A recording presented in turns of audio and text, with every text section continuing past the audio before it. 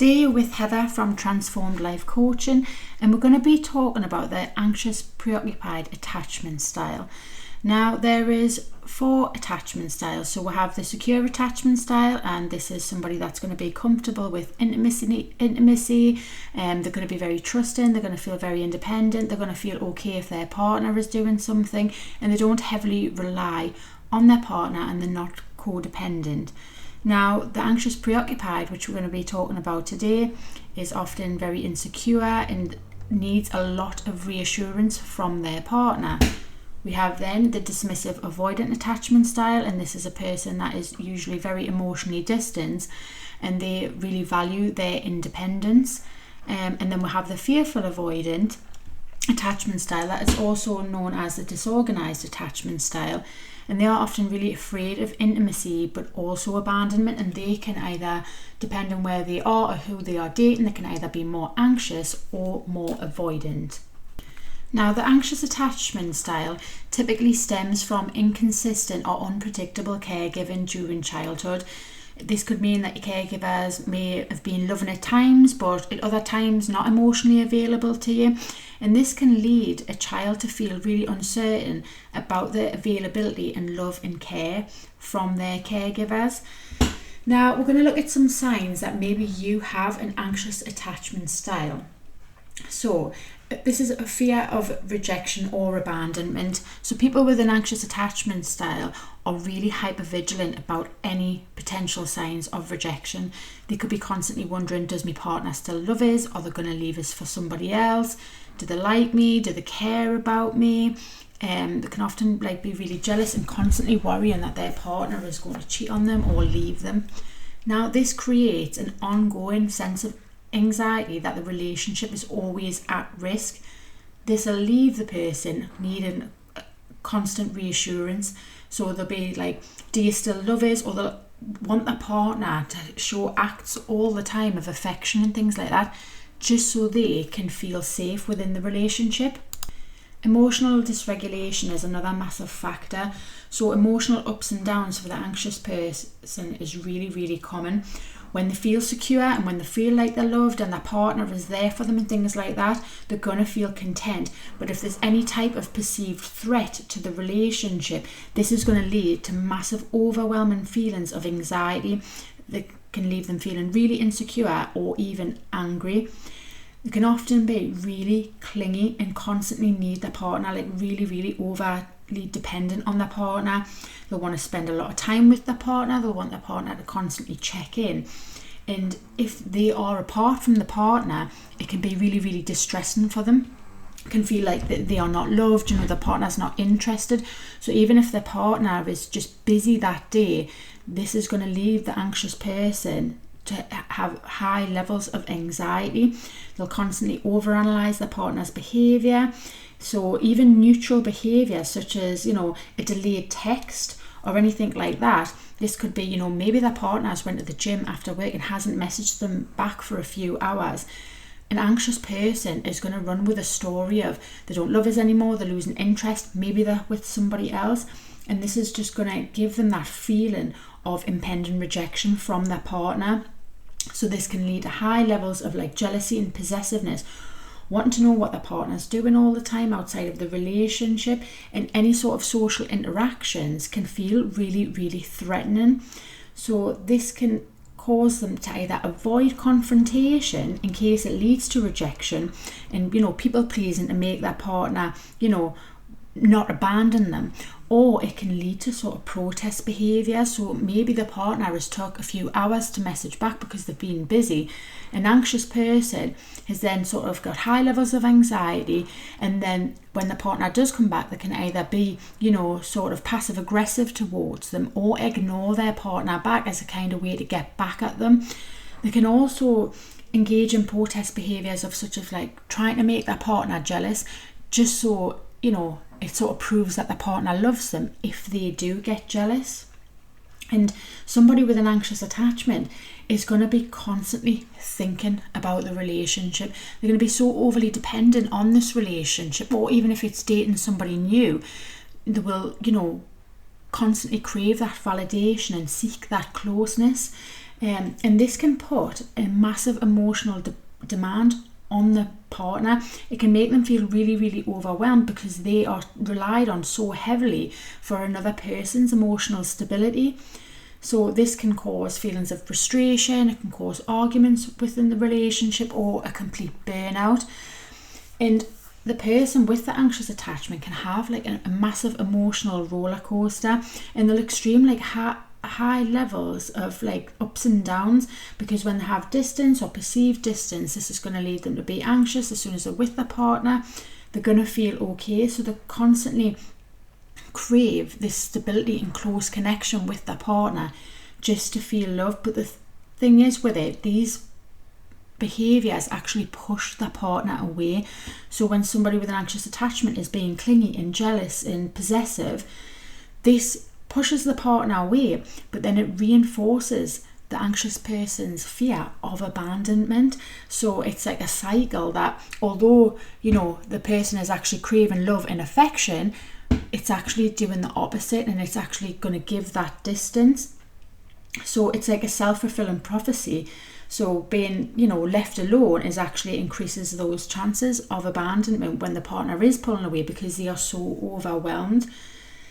Now, an anxiously attached person often has a hard time expressing their needs clearly to their partner, so they can use indirect methods such as being passive aggressive or guilt tripping their partner or having an emotional outburst. Now, this poor communication often escalates, causing arguments within the relationship, and it can leave both partners feeling misunderstood and completely emotionally drained. So what can we do about an anxious attachment, and are you stuck being anxiously attached? And the answer to that is no. You have to kind of look at the attachment scale as a sort of spectrum.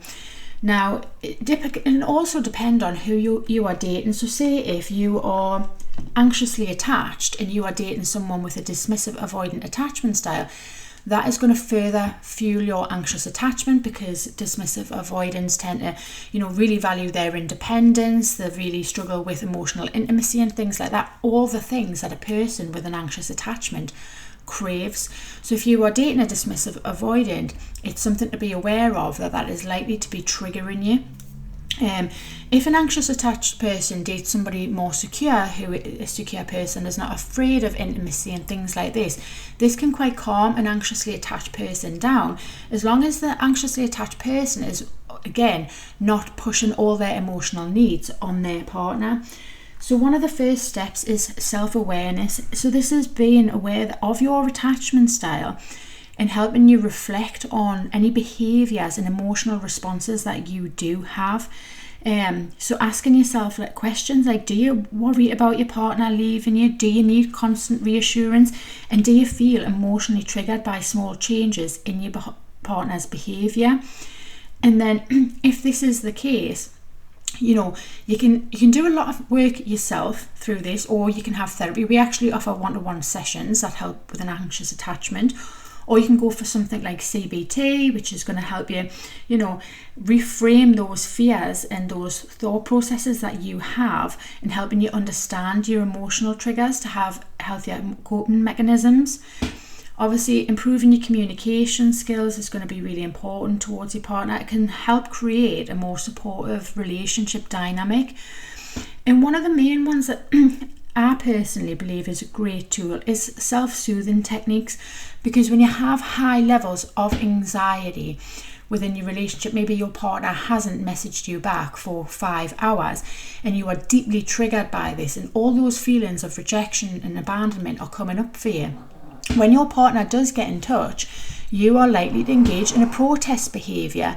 So if you can self-soothe, regulate your nervous system, whether with breathing exercises and things like that, it's going to help you start to see things clearly once you have managed to calm yourself down.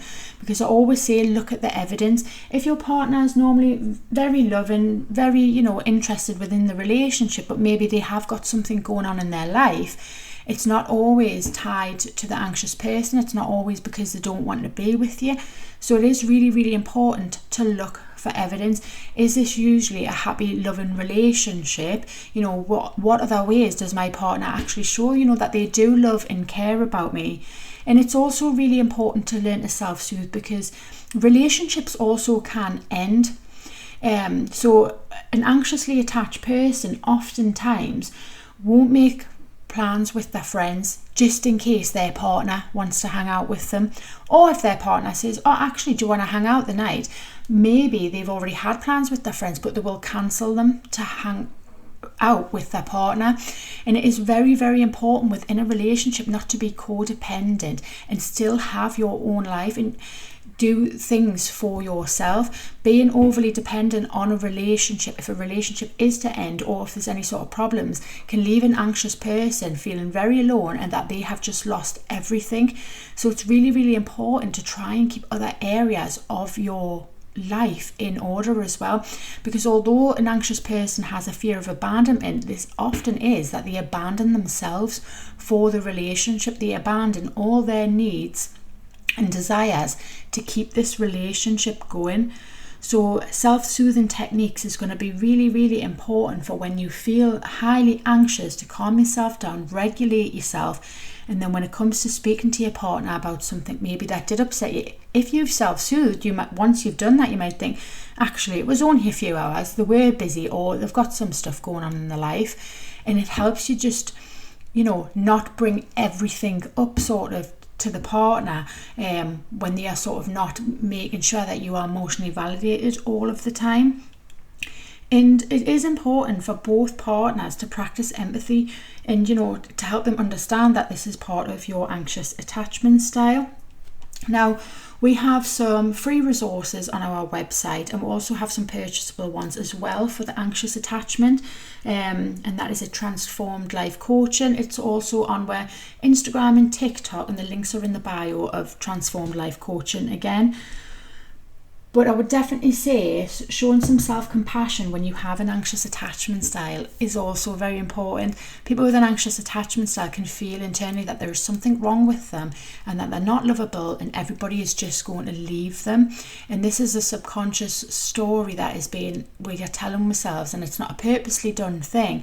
So it's reframing that and knowing that you are lovable and that, you are okay and you don't need somebody else's validation for who you are. It's having some self-love, thinking of all the things that you can contribute to the world in general, whether it's you're a good person. Think of all the kind things that you've done or anything that you're proud of within yourself to help build your confidence as well, because people with anxious attachment can have very internally low self-confidence, and really, really seek that validation from a partner.